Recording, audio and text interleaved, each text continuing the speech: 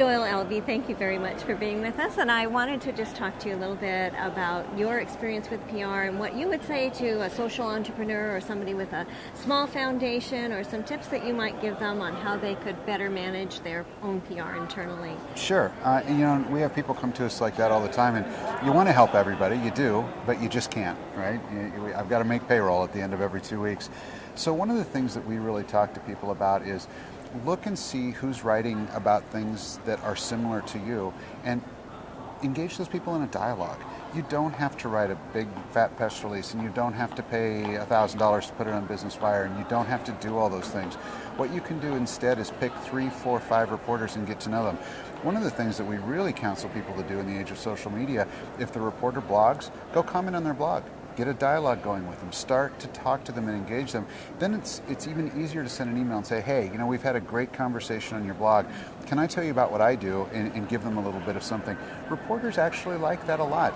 I have reporters tell me all the time that they'd much rather talk to the CEO than the PR person, but they want to do it in the right context. Yeah, and they are very conversational. They like it when it's actually a dialogue as opposed to somebody just pushing messages at them all the time. That's the biggest thing is, and I talk about this, social media is so much like going to a cocktail party. Yep. If I walk up to you tonight and say, hi, my name's Doyle, I sell car insurance, can I call you tomorrow at 10 or tomorrow at 2?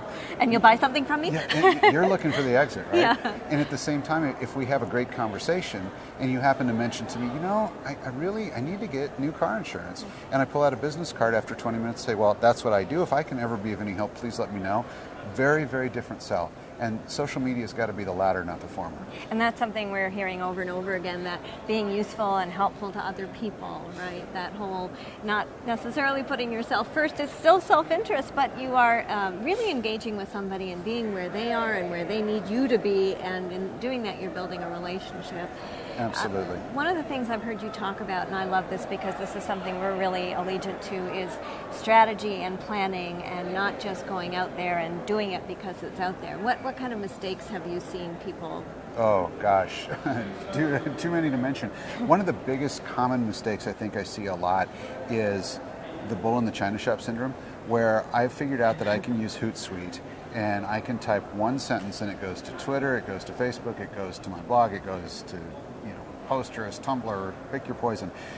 How many times is that appropriate in any part of life? I mean, the way that one speaks when they're perhaps in a hockey locker room getting ready to play hockey with their buds, and the way they would speak at the Thanksgiving table, two very different types of speech. You can't mix the two. Yeah. And why do we think that we can do that? We can use technology to shortcut that level of thinking for us online. It doesn't work.